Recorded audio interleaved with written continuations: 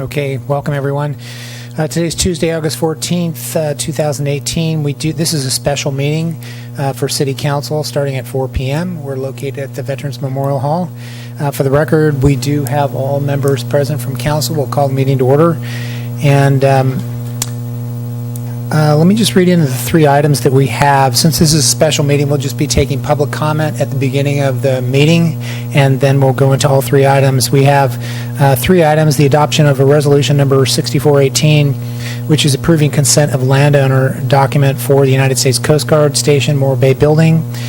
And item number 2 is adoption of resolution number 6218. This is to approve a one-year trial extension of the utility discount program and enrollment. And item number 3 is authorize the city manager to execute an agreement with Revenue and Cost Specialists LLC to update the city's comprehensive user fee study.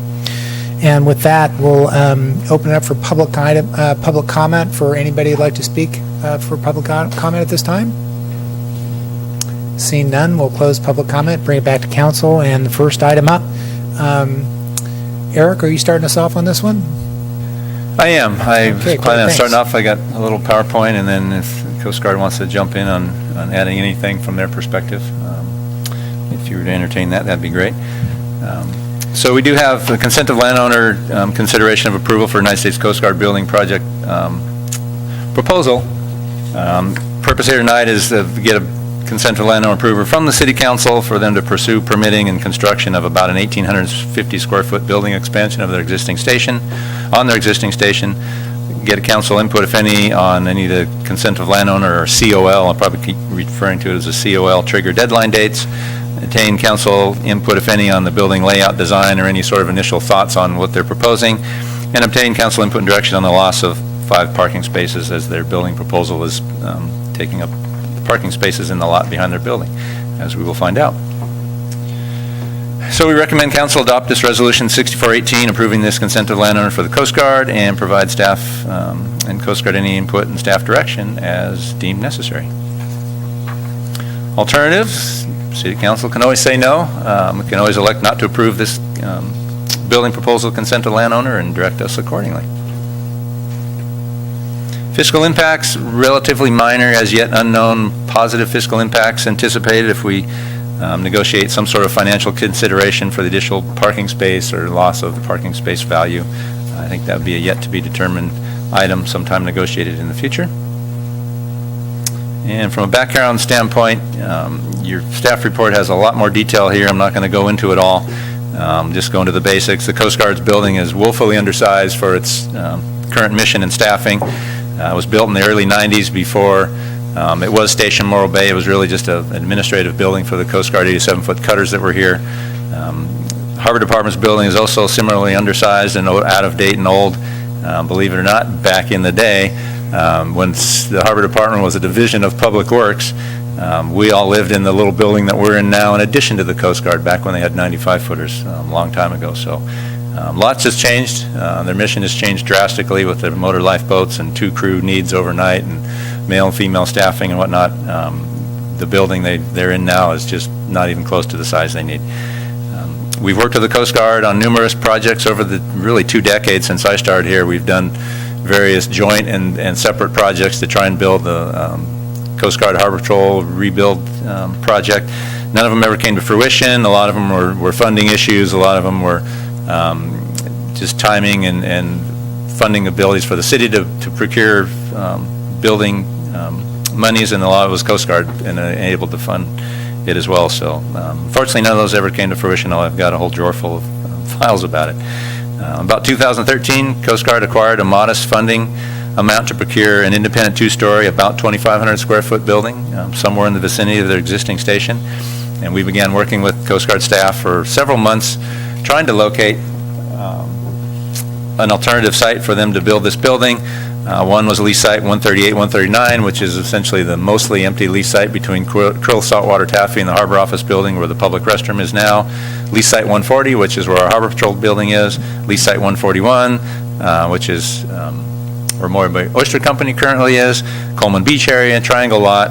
Went back and forth on lots of different areas. Coast Guard's preferred site was our building location, just because it kept their command and kept their building together. They didn't want 2 separate buildings.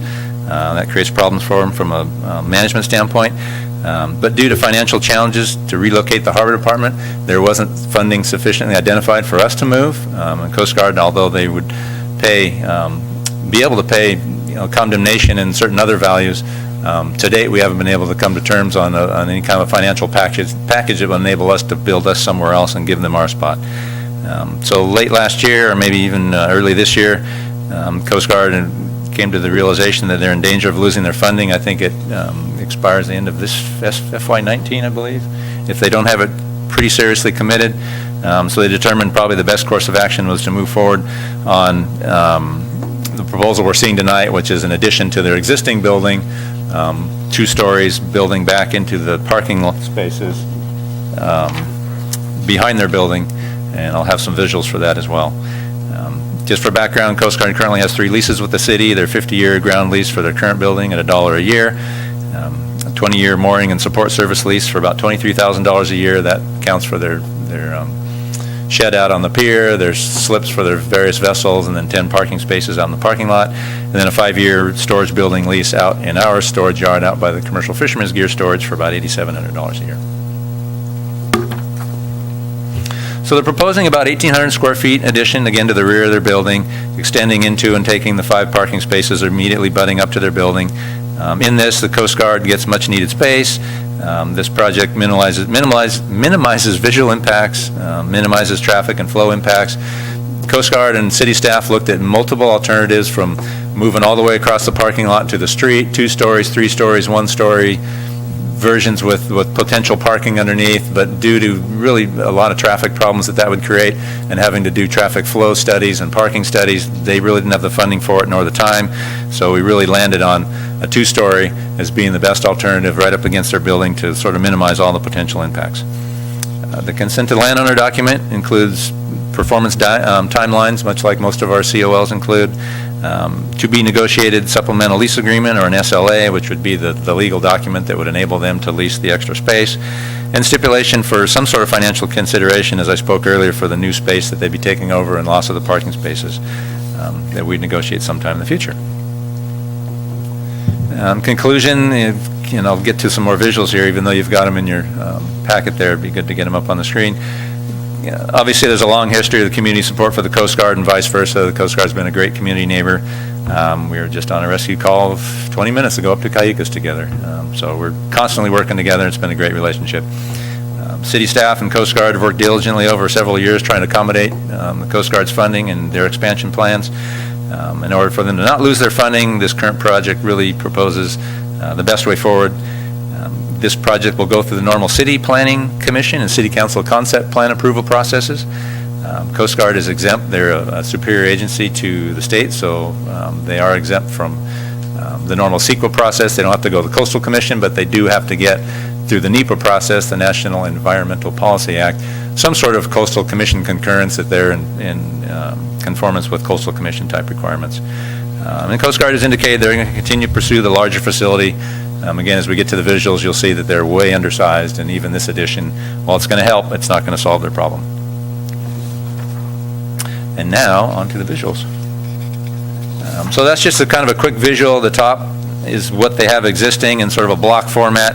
Down below, if space and money were no object, that's what they would build to house Station Morro Bay with the mission and staffing and boats they have today. So as you can see, they're about 7,000 square feet undersized. That's just sort of a massing diagram that shows, where they're going to be going on the backside of their building. I've got some other visuals that show a much cleaner visual than that. But again, approximately 2 floors, about 900 and some odd square feet per floor. And there's a visual of the station today from about across the street there, next to the power plant. And with the new addition on, they'll do architectural treatment of the whole building to make it all uniform and looking the same, so that you won't look like you've got some sort of thing just scabbed on the back. It'll be a nice treatment that'll look good and look like it was all built as once. And then there's another view kind of from right in the parking lot, just looking straight at the building as it is currently, and what it would look like with the addition put on. And another visual from slightly to the south of existing. and then again with the addition put on. So staff and, like I say, the Coast Guard, we've worked long and hard on this over many years. We believe it's a good project. Community development's been involved, city attorney, city manager, Public Works even at some points, trying to come up with a solution here. Coast Guard's here to make a small presentation and answer any questions. And if you have any questions for me, I'm happy to answer. All right, Eric, thanks very much. Questions from council at this point? Maybe we'll start with Marlos. You want to start off with questions for us? Okay, sure. Thank you, Mr. Mayor, and appreciate the Coast Guard being here in Forest. And of course, we have also met in closed session with the Coast Guard, so we have had an opportunity to really look at the plans in some detail for the expansion. I just have a few questions. First of all, can you tell me the current status of the restroom shower facilities that were discussed in the COL dated 7/9/14? So we did in 2014 issue a consent of landowner to the Coast Guard. At that time, it was either our building spot that they still really wanted, but they were looking at the restroom location, the 138, 139 lease site.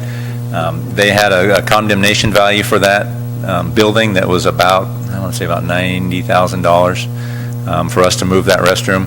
But again, due to being disconnected, even though, from a logistical standpoint, you think, well, it's 50 feet away, just being disconnected was a dysfunctional thing for them, so they elected to pursue.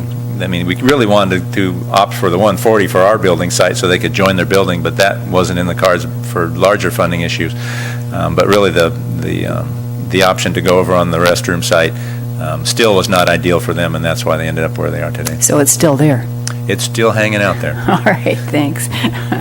And in terms of the negotiations with the Coast Guard over the loss of the 5 parking spaces, how would you envision that working? And how many spaces are they going to need with the building expansion or expect? I don't know exactly how many spaces they need. When they did the support services lease, they negotiated 10 spaces for their staff. At that time, it was a much smaller operation. That lease is probably 15 odd years old, so it was a much smaller operation, and that's what they needed. I can tell you now, their daily staffing is probably at least, 12, 15 every day, and then when it's heavy weather and they've got 2 boat crews, it's more than that. They're always overflowing over into usually the parking lot for the power plant intake building. How we would negotiate, what sort of value it is, there's different approaches. I'm not set on any one, and I don't know that we need to be at this point. There's options of parking in lieu, there's an appraised value. The Coast Guard, much like when we've been trying to negotiate for our building site, what a value of that might be, they have to go by their federal appraisers and what their appraisers say. They can't, sort of openly negotiate numbers that might work for us or might not work for us. They've got to go by their appraisals, and the appraisal numbers that they had previously for our building weren't working from a financial standpoint. So they're going to be appraising the value of that property. It's parking spaces. It's not highly valuable in terms of dollars, I wouldn't think. It is 5 parking spaces, and so there's different options. One option could be the Coast Guard gives up 5 of their dedicated spaces, and they get 5 dedicated spaces remaining, and then they're left to just normal parking like everybody else. An appraised value may be one option. A parking in lieu may be one option. And building it into the lease as the supplemental lease agreement and some sort of a payment would be my idea on how to move forward with that. Okay, but they presumably will need more parking, not less, in the future. Would that be correct? Well, I don't think their parking needs will change before or after this building, because they have the same staffing before or after. This isn't going to enable them, and they can correct me if I'm wrong, this isn't going to enable them to get bigger from a personnel standpoint. They already have what they have and what they need. Hopefully at some point when they get enough space, they'll be able to house male and females. Right now they can't because they just don't have the space to separate the two. But I believe their existing staffing is going to stay relatively the same for the near future. This building isn't allowing them to get bigger from a staffing No, right, standpoint. but they're losing 5 spaces, so. They're losing 5 yeah. spaces. Is there any impact on the traffic flow into and through the parking lot with expanding into the parking spaces? The only impact I can anticipate, not for traffic throughput flow, the normal driveway through there will still be the same. The first spot immediately adjacent to our office, as you pull in, you got the 5 in front of the Coast Guard, and then there's 4 that are dedicated to our department vehicles. That first one might get a little trickier to move into, but we've got a plan that we're likely going to do with our office. As you know, when you enter our office, you come through the ocean side. That's really the back door. That front door that's got the little pergola over it, that's really the front door. That's the wider door. It's flatter to get in from an ADA standpoint. For whatever reason, we were turned around backwards, and my plan in the very near future is to turn that back around to make the front end, and get some handicap parking and make that a little better. So we'll rearrange that parking. So that would be the immediate impact, is just that one parking space. But they'd still be there. Okay. And do we know anything about their future plans for expansion, which are mentioned? I'll let them talk more in detail about that. They are intending to continue pursuing the bigger project because they do need more space. That may be off-site, it may be on-site, it may be jointly with us if funding, really it comes down to dollars and a congressional appropriation of additional dollars to make it happen. And in this day of no earmarks, their funding gets more difficult because they can't get those little special carve-outs anymore. And I noticed that we're now leasing for $1 a year. Is the Coast Guard possibly open to revisiting that arrangement? We had visited that in the past. The negotiations that we had, we were fairly far apart, and that's why we couldn't move on, because our idea was you take the Coast Guard takes the Harbor Department space, we'll move, and we were looking at a rental structure that would pay most or all of a loan that we would have to do because we don't have the funding to build us a new building. And the appraisal that they had done at the time didn't indicate that they would be able to pay as what we believe that we should be paid for a fair market value, and that's what we were negotiating. And then we, as time went on and they got closer to losing this money, they've decided to move to this project. They still are engaging for a new appraisal. Last year, as we were discussing, continue to try to move forward. They were going to get new appraisals done and see if, with new factors brought to light, and see if the appraisal would change. But they are kind of bound by whatever their federal appraisers come up with. Okay, thank you. You're welcome. Thanks, Marlis. John? Thank you, Eric, for the staff report, and very much appreciated. Just want to reiterate what I read in the staff report. I understand there will be no view shed issues that are significant with regard to this, and I'm really thinking about north-south, south-north. Any major obstructions that... From the visuals that we've seen and just living down there every day, you know, the views that I showed on the examples, there will be impacts. They are relatively minor. They're still going to have to do the standard setbacks that our waterfront master plan and all of our codes require. They are relatively minimal from the street side. Yeah, your most of your impact would be if you're on the north side or on the south side coming up the parking lot, because that's where the building extends out. But your view blockage is, you know, in my opinion, you're looking up a parking lot with some buildings on the right, and you might get some of that blocked going one way, and you get the power plant intake building blocked going the other way. It's not the sort of the money view looking out towards the ocean, or even oceanward if you're on the bay, if you're a boat, or kayaking or stand-up paddling on the bay looking back, you probably won't even notice it because it's going to be on the back side of that building. With regard to traffic, and I was out there looking around, do you sense there might be any visual impacts coming towards the west side of the building, northerly, across and around, in terms of view of other oncoming automobiles that might be coming from the other direction, from south to north? Because the footprint's going to move out, 20 feet or so? Yeah, no, I think I understand what you're saying. Well, we do occasionally get wrong-way drivers.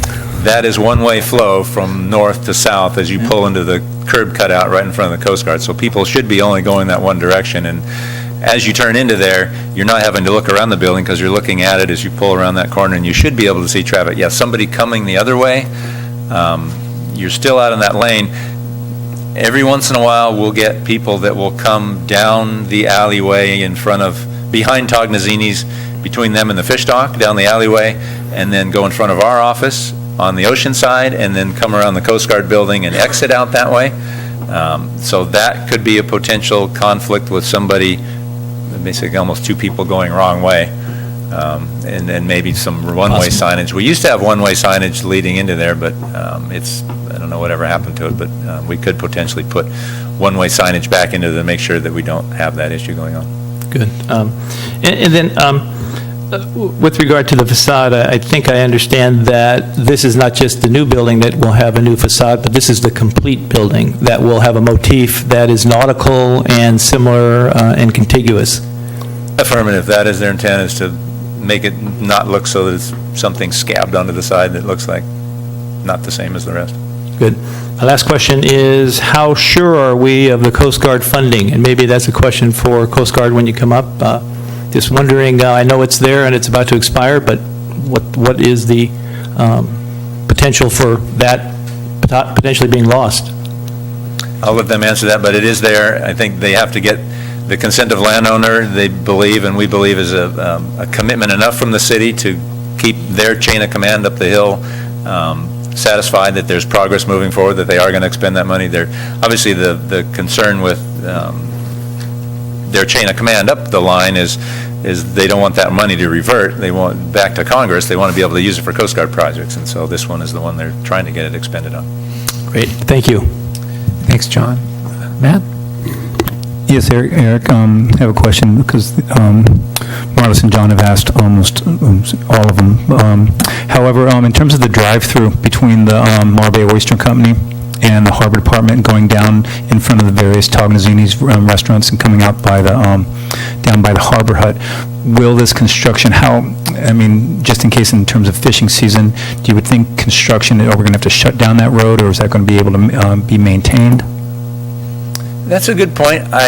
We will have to maintain that, and yes, we may have to think about some fishery timing things, because as you know, from the smaller bobtail trucks up to the big semis that come into the fish dock, they've got to come around that end. There's no other way in.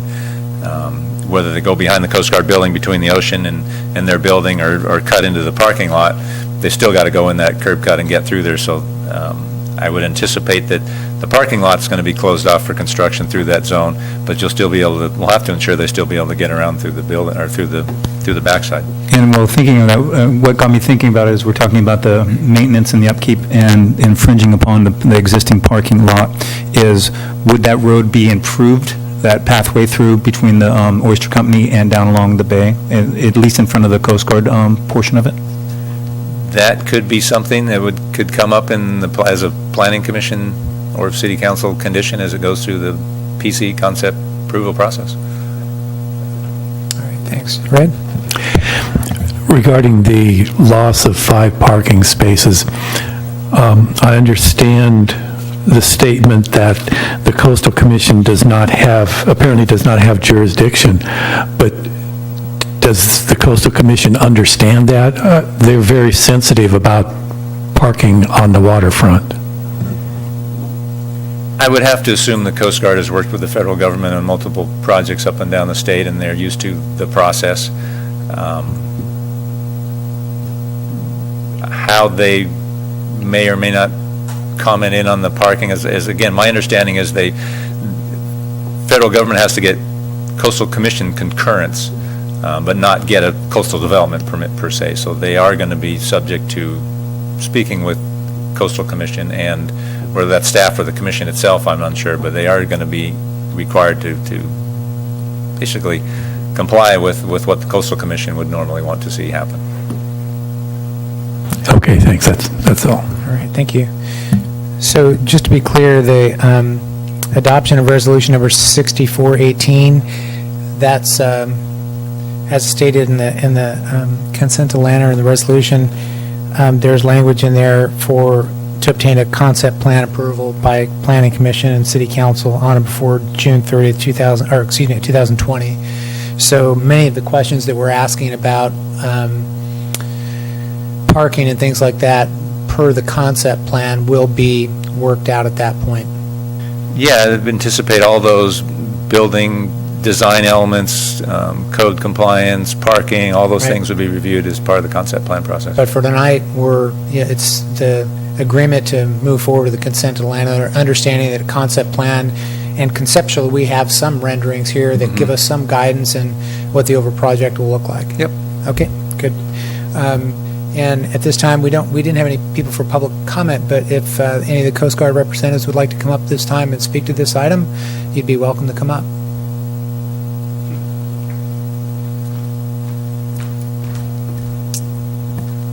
Mayor Irons, is this on? Sorry. Just make sure that mic is kind of up towards your mouth there, so people in the audience and mostly Can the you hear me? viewers at home, thank you. Mayor Irons, members of the council, thank you so much for having us this afternoon. I just wanted to impart once again on you, the working relationship that the Coast Guard has had with this town has been incredible. It goes well beyond my time ever here. My entire career, I've heard how wonderful of a place this is to come work. And we do have 23 young men who work down there. Most of them are between the ages of 19 and 23 that are unbelievably passionate about supporting your community and doing everything they can, not only in the support of this community, but in the support of our fine country.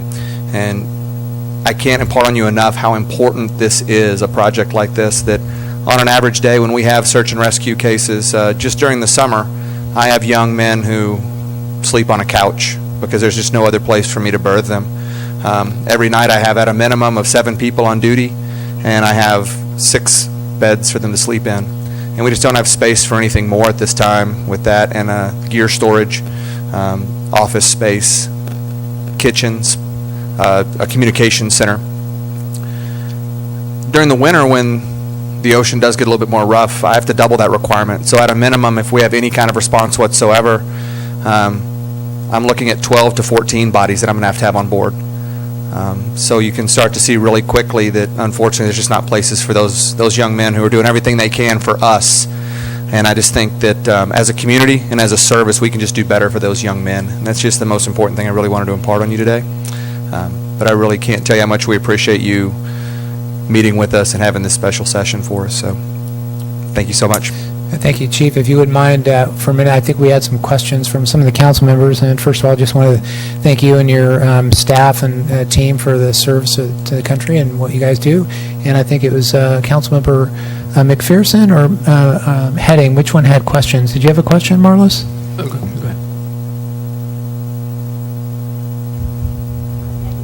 Yeah, I just had one question, and thank you for being here, and I echo what the mayor said. We so appreciate what you folks do for not only our country, but for us locally here, and we're privileged, I think, to have your services. My one question was, how sure is the funding, and is it sure? As we talk about the funding or any of the legalities of it, I'm going to leave that up to some of the individuals here that I think are definitely more versed. I think I'm probably more equipped to ask any questions that are about the actual logistics of the unit and the personnel and the mission is sort of my expertise. But I think beyond that, I would turn it over to some of the gentlemen that may have a little bit more knowledge in the legalities. Great, that'd be fine.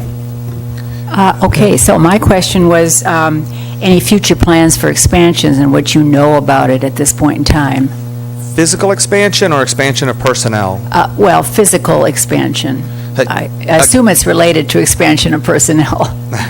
There's no plans in place to expand personnel at all. As far as the physical expansion of those, again, ma'am, I'm sorry, but I'll turn it over to the folks that can talk a little bit more about money and the legalities of it. Okay, thank you. Okay. Matt? Yeah. Chief, I did have a question about expansion of personnel in terms of gender. So as these building, if we can go ahead with this, are we thinking you have 23 men on duty now? Are we thinking of then bringing in women? Absolutely. That's one of my strongest goals. I've been here since May, and that's one of the things I'm really trying to push forward. This is the first unit that I've been at in my entire Coast Guard career. It's the only Coast Guard small boat search and rescue station or surf station in the Coast Guard that doesn't have gender diversity. So it's something we're extremely passionate about, and as we move forward, it's the number one thing on our radar is to move towards gender diversity. Yes, sir. And do you have any idea what that would be, or is that right now it's still just you want gender diversity and then go down the road to see how many women could come in? Specifically, we would like to see that number as high as we could. The surfman community, which the individuals who operate out of Morro Bay are surfmen, which is the highest level of our boat drivers who are certified to drive in breaking waves and in the larger heavy weather conditions. Currently, we only have 2 female surfmen in the Coast Guard right now. Part of that is most of our bosun mate rate is male, and there's fewer and fewer opportunities for females. This is one opportunity of One, it's, in my opinion, the best Coast Guard surf station to serve at. It's beautiful. The view I have out of my office every day is incredible. The weather, the community, we can go on and on about how wonderful it is to be here. And so it's a driving force and a recruitment tool for us to be able to push that gender diversity, especially amongst the surfman community, by having something that's everyone wants to come here. So, absolutely. Yes, sir. Okay. I don't know if any of you other folks with you would be able to respond to the funding portion of the question for Councilmember Heading. Yes, sir.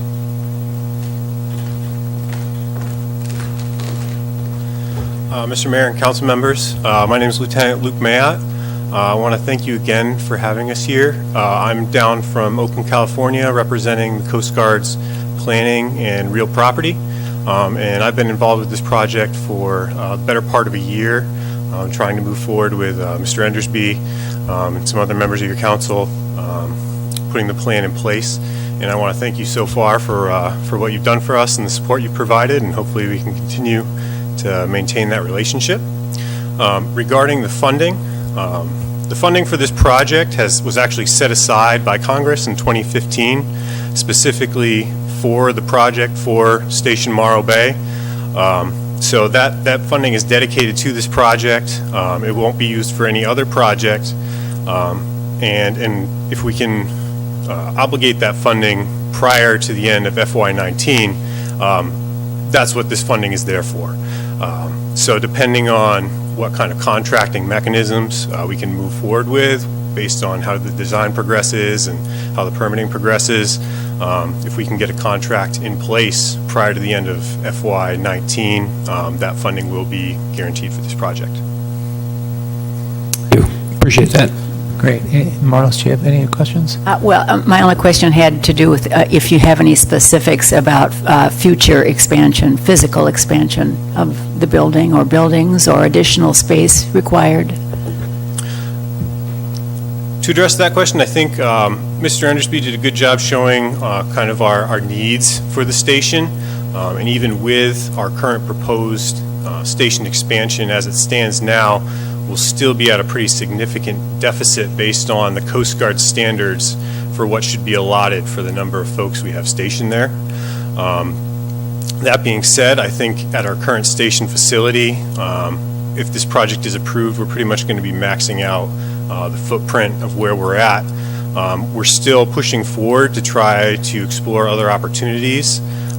If this funding gets spent on this project, we're going to need to identify additional funding if we are planning on expanding further, but we're going to continue to look for opportunities within the community, continue with our appraisal of the Harbor Master building and our property to determine if we can work out a negotiation there. But absolutely, we are still going to be considering moving forward with further expansion of our footprint in the area. Thank you.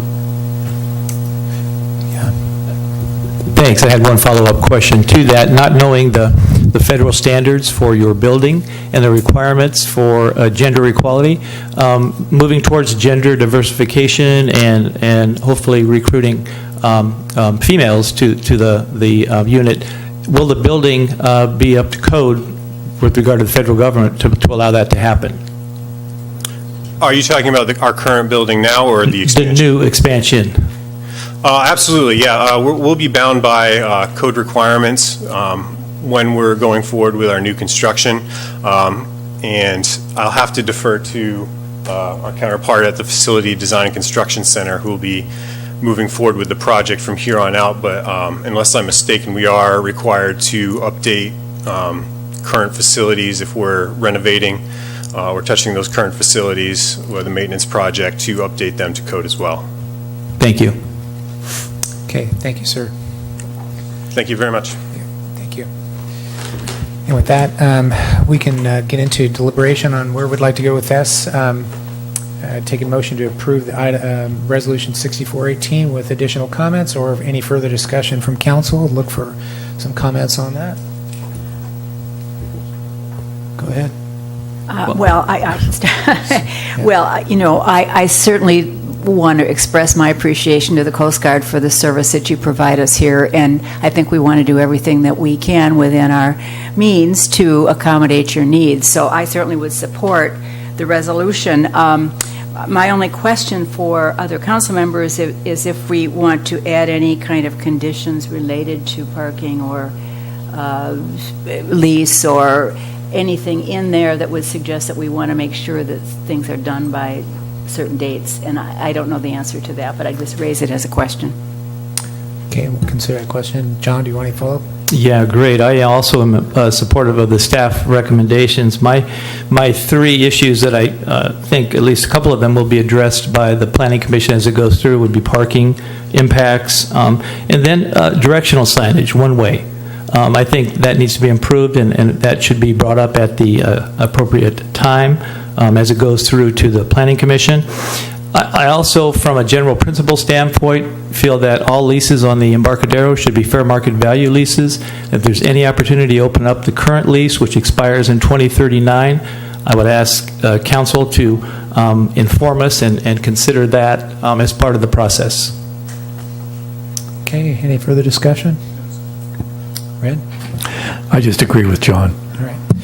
So at this point, I think we had three items, John, that you listed, Marlis, as whether or not we wanted to have further discussion on parking. Personally, I would echo all the comments that have taken place so far. As far as our partnership with the Coast Guard, it's imperative. I think we've had a good relationship for as long as I've been here as well. Eric, thanks for your work on that. I would just go ahead and let this process work out myself. I think it might be important for us to carry through some of our comments from council for direction, or at least have input as we go through the process with Planning Commission, and we can probably list those three that Councilmember Heading. I think if we can get consensus on that, and basically we approve the COL as written, and as it goes through, and I'm looking towards our attorney with the direction of council is to look at the following three items, and we can give those instructions to our Planning Commission as it goes through the process to look through that. With the exception of the lease market value, that's not necessarily a Planning Commission Right. item, but I think we covered that. Parking and directional signage would be the two items for planning, and the fair market value would be something the staff would bring back as it came up. So I'll move adoption of resolution. Sorry. I'm sorry, if I could, with discussion, add one thing that I'd like to consider is the improvement of the road area as it curves in on the side and curves in front of the building. We certainly could add that into the discussion. I'm sure that would probably be a budgetary thing. For public improvement, usually there are some requirements as we go through that, but we could put that out there as far as comments and direction from council and see how that works out through the process. Fair enough? Fair enough with council? Okay. So I would move the adoption of resolution number 64-18, approving a consent of landowner document for the United States Coast Guard Station Morro Bay Building Expansion proposal as presented, and with the following direction: consideration at planning to bring back information regarding signage, especially regarding one-way signage on the roadway, 2, parking improvements, and 3, potential road area improvements.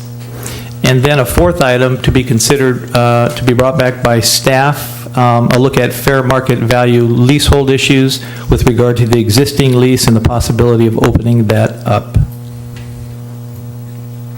Second. We have a motion and a second discussion. I just want clarification. Councilmember Heading, I know you said to bring back the issues about parking, directional signage. I would expect that if it's going through the planning concept, it wouldn't necessarily come back to us, but they would be discussing those items. That's how I understood what he was. That's the direction that I gave. Okay. Yeah. All right, cool. Exactly. All right. With that, unless there's any further comments for discussion, none, all in favor say aye. Aye. Opposed? None. Motion carries 5-0. Thank you very much. Thanks.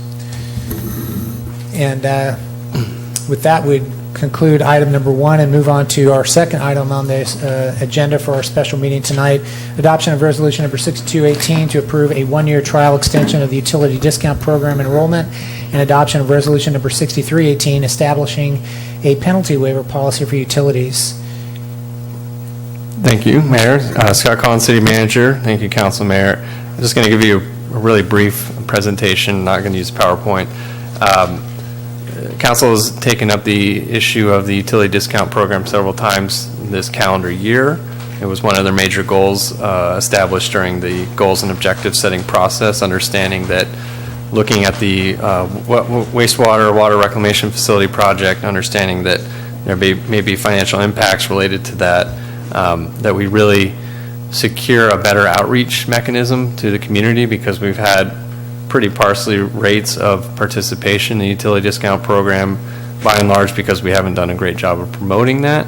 We are one of 2 entities in the entire county that provides a discount program, the other being the city of SLO. And that's something we should champion, but also make sure that we're doing our best to reach out to folks who are impacted by, the cost of living, which is very high in the coastal region. And so staff has taken that to heart. We've done press releases. We've talked to the media. They've created a web page on our website, Spanish and English translation. We're working with our nonprofit partners to get the word out to those who are struggling and have assistance programs elsewhere in the county. The utility discount program is based upon the PG&E Care program, so people have already pre-qualified. We don't have to take on the administrative burden of checking to see if people actually meet those requirements. We already have another program we can use as a proxy. So anybody who already participates in the PG&E Care program can participate in our program. And we had 128 customers last year, and up to date through the end of the current year's application period, we saw an increase of over 50% in participation. Over 200 folks have signed up for the program going into next year. Now, council directed staff to come back with consideration of expanding the application period, because right now it's July 1 to July 31st. And the rationale behind having a limited application period is that we could better program and predict what the program costs would be. We have 1 month, we know who's in the program, who isn't, and then we only have to do that once a year. And one of the concerns was that if we had a rolling enrollment period, or if we had a longer application period, that we wouldn't be able to predict it so well as far as our budget is concerned, and create more of an administrative burden for staff. And in reality, it's not that big of a deal. I think it's more important that we do greater outreach, and that we provide as much opportunity as we can for folks to participate in the program. In fact, we already have 7 that sent applications after the July 31st period, so we'd certainly like to enroll them and see what we can do to get that program further out into the community. So that is the utility discount program. The resolution is attached, would create a 1-year trial to extend it through the entire fiscal year. We have $400,000 in the bank for this program. We expect that if 200 to 300 participants are enrolled in the program this year, that we would anticipate anywhere from $50,000 to $100,000 expended for the program. So we certainly have the revenues in the bank to cover that for the first year. We can look at it again as we build into the fiscal year 19-20 process, tell you where we're at, and see if we'd like to proceed and extend that beyond a 1-year pilot. So that's the utility discount program. I want to make sure there's any questions from council on that before we talk about the fee waiver, which is the second part of this agenda item. Any questions at this point? Matt? Red? None? Matt? Scott, I know this has come up before, but when we talked about, and I understand in terms of the fiscal year enrollment period for July, and I know it's been brought up a mid-year enrollment. So right now, how do you foresee that coming, us in putting something like that into effect? Well, right now, what we're recommending is that you would just and we can enroll any time throughout the year. That's what's proposed, and I'm sorry I wasn't clear on that. That's what's proposed for a 1-year pilot. We'll come back to council in April and say, here's how it's going. We exceeded expectations, we're spending a lot more than we have. Maybe we want to reduce it or expand it depending on where we're at. We anticipate $100,000 coming into the bank this year, plus we have that $400,000 fund balance. So I think we're positioned pretty well for the next several years, but we want to be cautious in our approach to make sure we didn't miss something in our calculations. Okay, got it. That totally brought it home in terms of people being able to come in, plus with our increased public relations part of this to put it out there. Great. That's all my questions. Okay. John? Just two simple questions. Scott, this is maybe for the benefit of our viewing audience. Can you explain how the utility discount program is funded? I will defer to our finance director to get into those details. Thank you. We have to fund that. We cannot fund the program with the use of utility rates, so it's funded through our penalties that we collect both on the water and sewer side. Great, thank you. I just wanted to make sure the public was aware of that.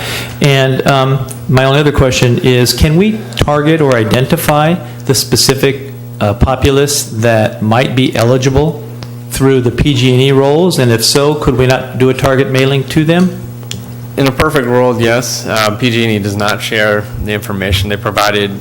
They can't provide that information. So that answers that question. If we had that information, we certainly could utilize that, and that's why we're, as opposed to that, we're working with our partners who deal with those on the lower end of the spectrum financially to see if we can do more outreach.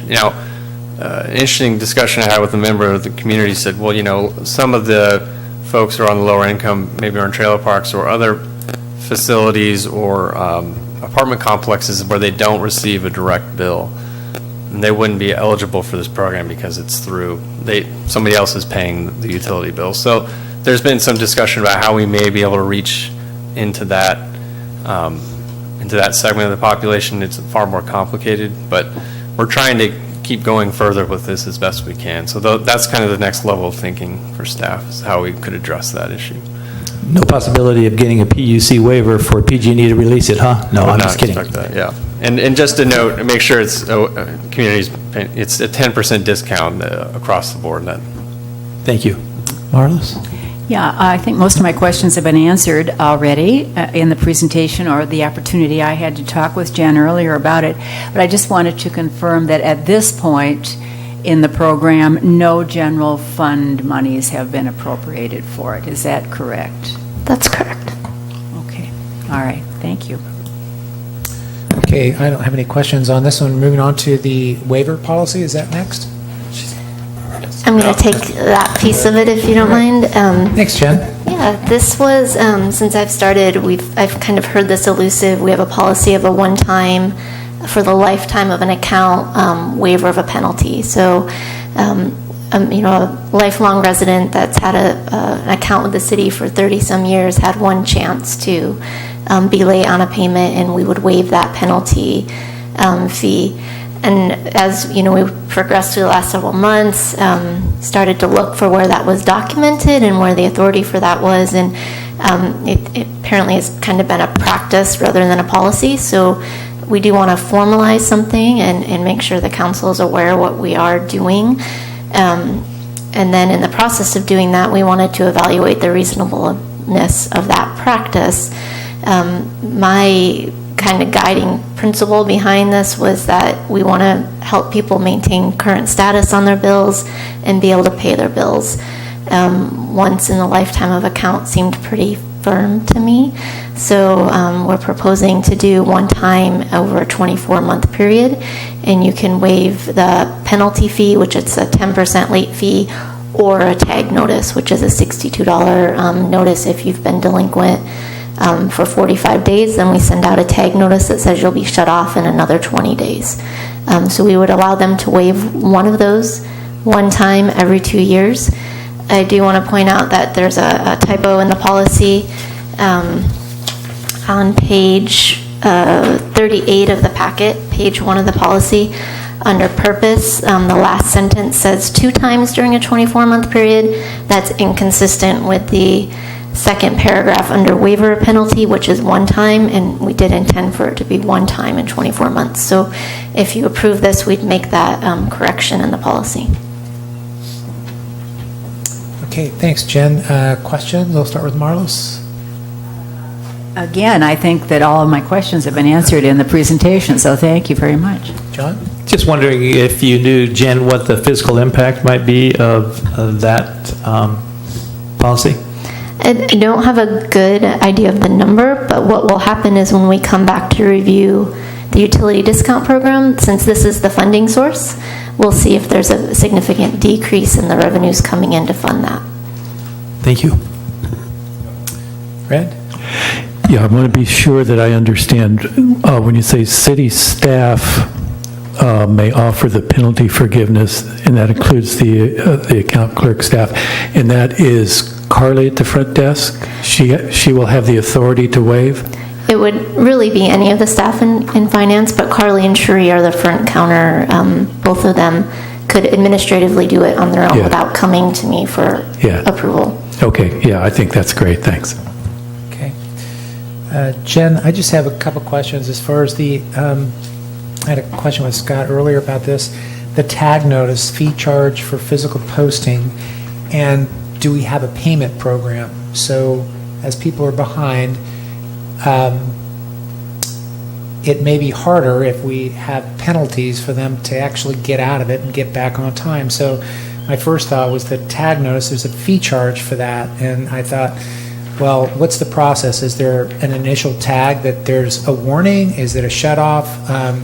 And if you go out for a first warning, would there be a penalty each time you do it? My initial thought on that would be that if there's a process where there's multiple times we go out there, that there shouldn't be a penalty for a tag notice at, the initial tagging, just because we want people to be able to recover. And, every penalty is going to make it harder and harder for them to do that. So it's a long-winded question, but I just wanted to see if you can respond to some of that. So we issue delinquent notices, which do not have a tag fee associated with them. We mail letters to those customers that are about 45 days behind on their bills saying you're due. And again, it's about 20 days after that they'll get a tag notice. So there's really 65 days to make payment on your account, that you would maybe only incur that 10% penalty if you're delinquent, but not the $62 tag notice. Okay. And is there anything in that process where I've only heard one time where, people say, well, I didn't know. So, and there's a process which you just explained, and how do you validate understanding that people have been contacted? How do you do that? We hear the I don't know quite a bit. We work with our customers as much as we can. So if there's a customer that's quite behind on their payments, we'll set up payment plans, extend those payments out over, usually up to 6 months. We don't go beyond that. They don't incur penalty or interest on those if they sign a form saying they agree to pay this amount every month. When we mail out the delinquent notices, the tag notice is really that second level of reminder, because we know we sent our people out there, they put a notice on the door, and they confirm that. So we know that they've been at least handed a notice that they are delinquent and have the water shut off. Okay. And throughout all this process, there's, the initial contact would say, hey, look, we've got a payment program, we can help you through that. Correct. Okay. Okay, thanks for explaining the process. Could I ask another question? Sure, yeah. All right, thanks. Just out of curiosity, approximately how many customers would this apply to? Do we know how many on an annual basis tend to be delinquent or tend to have their water shut off? It really varies month to month, I would say. We can send anywhere from as little as 8 tag notices in a month, and I think we've had up to 25 or so, which is a small percentage of our total customers, but it's still, representing a customer base that's in need of some assistance to keep their account current. And do they tend to be repeat? We do have a small percentage that are repeats. Thanks. Just one additional question, yeah. Jen. I'm thinking about public health issues and shutting off water, and so have we actually done that? We have shut off water before, and then that's usually when we get the call, and our water crew will go out and turn it on immediately as soon as they come in and make their account active again. So there's really a monitoring, maybe system daily to determine if they're going to respond so that a public health issue doesn't occur, like if nobody responds for 2 weeks and the water's off and you've got, you know what I'm thinking about. Right, I'm not aware of a situation where a customer Great. hasn't called in and reactivated their account for longer than a few hours, really. Thank you. Okay, thanks. Unless there are any other questions, I'll open for public comment at this time for this item. Seeing none, I'll close public comment, bring it back to council for discussion or a motion. Red? I move that we adopt Resolution 62-18 to approve a one-year trial extension of utility discount program enrollment, and also, can we do this in one motion? And also adopt Resolution number 63-18, establishing a penalty waiver policy for utilities. So we have a motion by Mr. Davis, a second by Mr. Makowiecki. And with the correction to the policy for the As second. outlined. Yes, with the correction to the policy as noted by Jennifer. With a correction of the policy as noted by, say that again, please? As noted by our finance director, stating that the full amount of the penalty or tag notice fee may be made one time during a 24-month period. Okay, great. Thank you. Any further discussion on this item? Just a comment, I wanted to thank staff. I also wanted to point out we're one of two cities, as you pointed out, Mr. City Manager, in the county that offer this program, which I think is significant to assist those that may need assistance with these kinds of rates. And also wanted to comment on a great marketing program to date, going from 128 to 204 customers in the short time is commendable. Hopefully that will increase in time, and I'm supportive of the motion. Thank you. Okay, and with that, all in favor say aye. Aye. Opposed? None. Motion carries 5-0. And Dana, did you get the motion and second on the first item?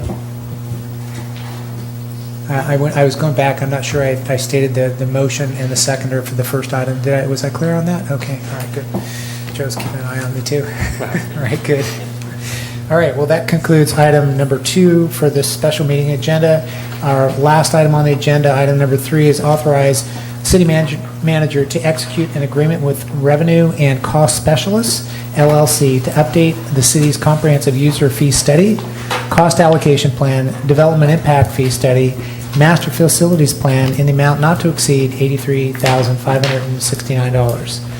And Ms. Calloway? Thank you. Great, thank you. This was the RFP that came forward before you when we did the master fee schedule update in March. We submitted an RFP for the council to consider and releasing to get proposals to do a fee study, development impact as an option, and update our cost allocation plans. All 3 of those studies have not been completed for well over 10 years, so they're quite outdated, and certainly looking forward to getting some current information. We released the RFP. We had 7 responses to the RFP, and then we formed a committee to review the proposals.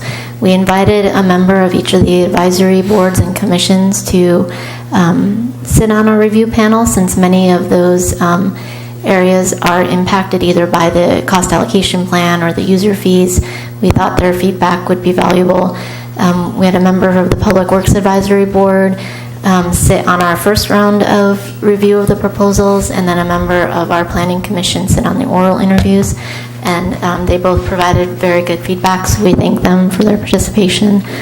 Revenue Cost Specialist is the firm that both panels recommended. The oral interview panel placed them first above the other 2 that we interviewed, and overwhelmingly demonstrated some uniqueness in what they offer to the city. Their proposal total is $66,000. We've built in a 25% contingency for a total amount not to exceed $83,000, $83,569. What Revenue Cost Specialist does that's unique is They'll interview our staff, they'll evaluate and be able to tell us 100% of the time of every position that we have and what that position is doing.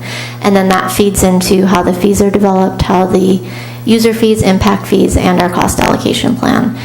So it was unique that 100% of our positions would be 100% accounted for.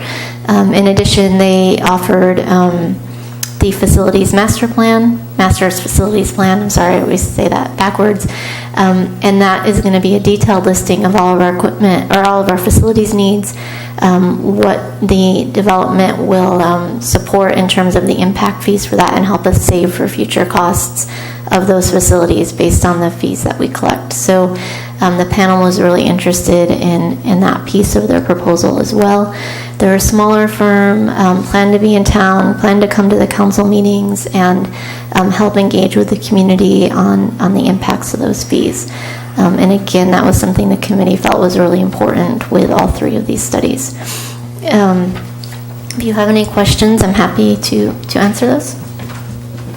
Okay, great. We'll open it for questions. I'll start with Matt. You have questions for us on this? Red? I guess I just want to delve into the master facilities plan a little bit. I asked a question earlier about what that was, and Jennifer sent me a copy of one from Atascadero. So this is a tool that, as I understand it, we will be able to use to plan for future facilities building. This will help us put money, excuse me, this will help, to develop money to build new facilities, such as a new police station. Facilities, and it will incorporate some equipment needs too. So if there's tactical needs that the police department will need, it will account for those as well. Okay, thank you. And this was an addition in their proposal. It's $3,000. The staff felt that it was useful just to have a comprehensive listing in and of itself, outside of the ability to start saving for those future needs. So. Yes, and looking at the Atascadero plan, I'm just very impressed with the level of detail that goes down into number of personnel and personnel equipment needs, training needs, and so on. And it's just a great planning tool. Great. John? Just one question, Jan. Does the master facilities plan include the enterprise funds as well as a general fund? Yes, it wouldn't, because we do collect impact fees on water, for example, and it'll have all of those in there as well.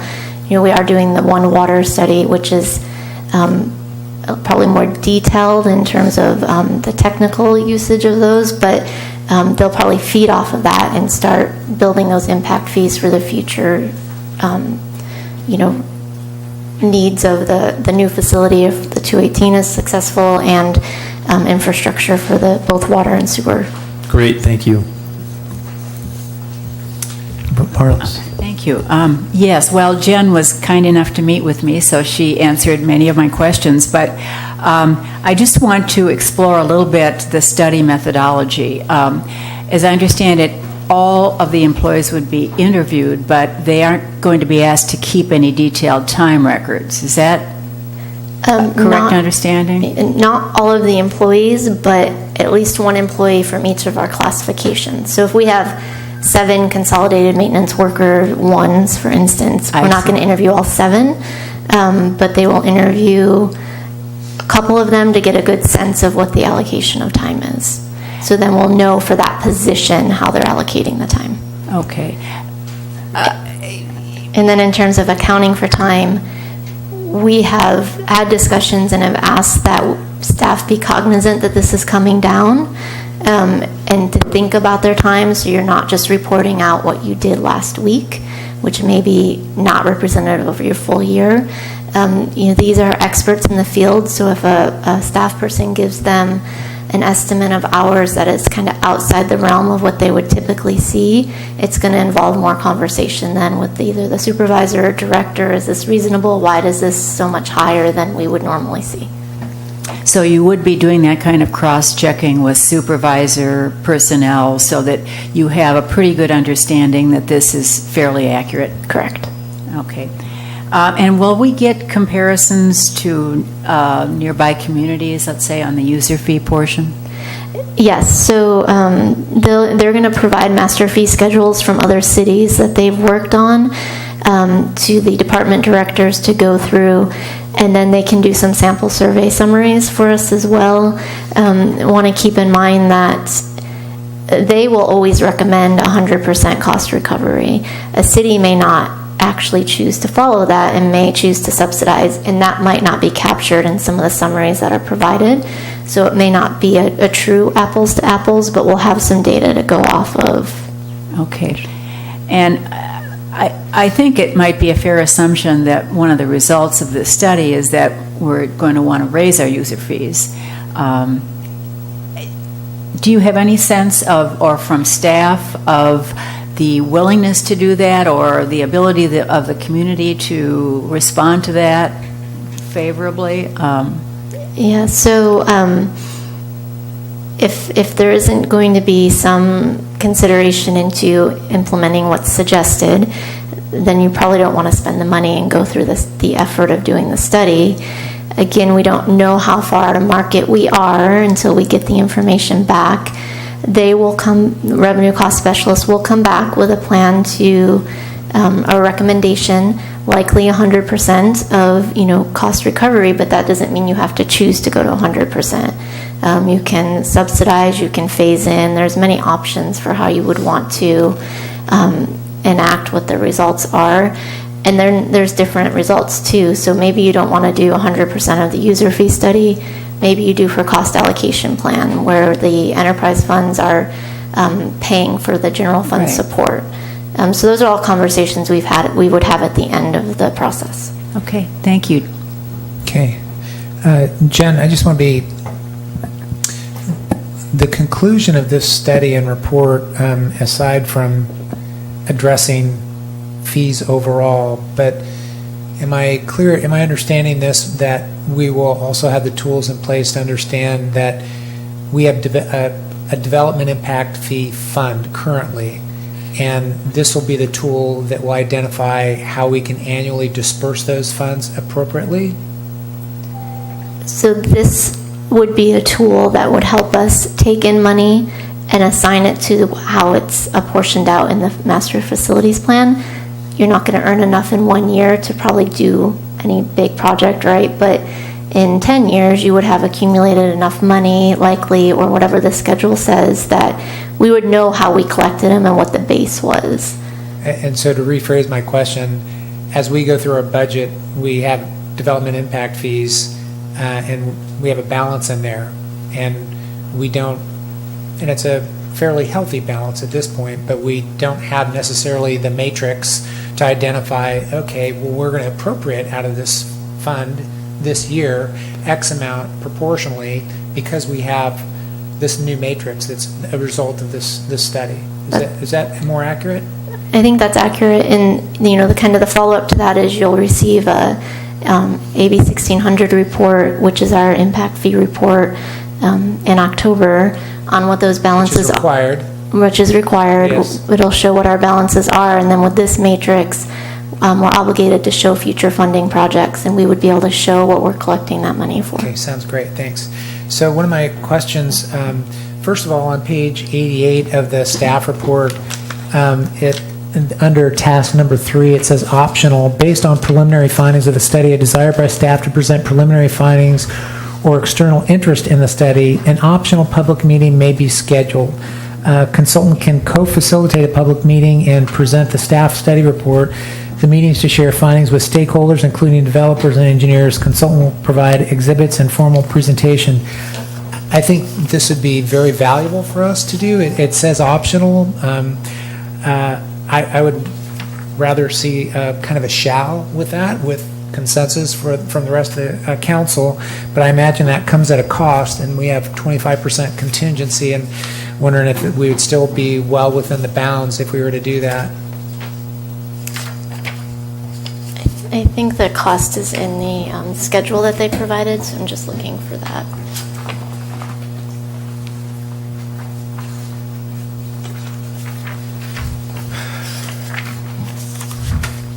$2,400. Thank you. You're welcome. So I would ask council to consider that as that optional tax, to include that in the study. And also, under impact fee study, there's been different conversations. You know, Scott Graham, our community development director, isn't here to ask this question, but City of Paso Robles has adopted some development incentive programs which reduce fees. How will we be able to identify that in this study? So when we presented the RFP, that was a direction council asked us to include in the scope, and it was included in there. We specifically asked each of the 3 finalists that we interviewed about that. They were all committed to looking at some other cities and what they were doing. They didn't have any immediate offerings during the interviews, but it is built into the scope of what they're doing. Perfect, thank you. Those are all my questions. I'll open up for public comment at this time for anybody who'd like to speak to this item. Seeing none, I'll close public comment, bring it back to council for discussion. And I just look for some consideration on the optional portion of this and whether or not council would want to consider that. If not, we just go ahead and make a motion for recommendation as presented. You're talking about the public meeting?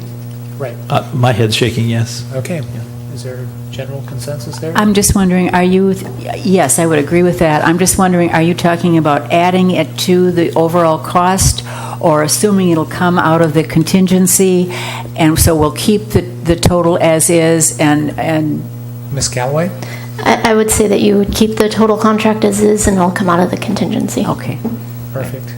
Matt, Red, support of that? Okay. So basically, looks like the recommendation is to authorize the city manager to execute an agreement with the Revenue and Cost Specialist LLC to update the city's comprehensive user fee study, cost allocation plan, development impact fee study, and master facilities plan in the amount not to exceed $83,569, which includes a contingency amount of $16,714, and that would be to include the optional task under task number 3, which would be a stakeholder meeting, and to include that in there, and we would need that motion. So moved. Motion by Mr. Heading, second by Mr. Matt Goetzke. Any further discussion? Just a comment. Thank you for your work. A great process, by the way, including a large number of folks from various committees. Not only does this allow for benchmarking, as the mayor spoke about, with regard to incentive programs, which we discussed previously, which is part of this, it also allows us to update our fees, allows for appropriate cost allocations between enterprise fund and general fund, which in the hospital industry we call cost shifting. But also, one of my bugaboos is a capital replacement plan. So I'm highly supportive of it. Thank you. Okay. And with that, we have a motion and a second on the floor. All in favor say aye. Aye. Opposed? None. Motion carries 5-0.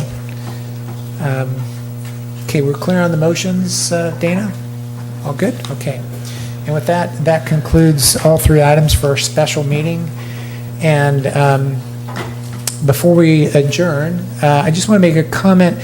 So to the rest of council, we did opt to have the special meeting just due to the number of items that are on the agenda.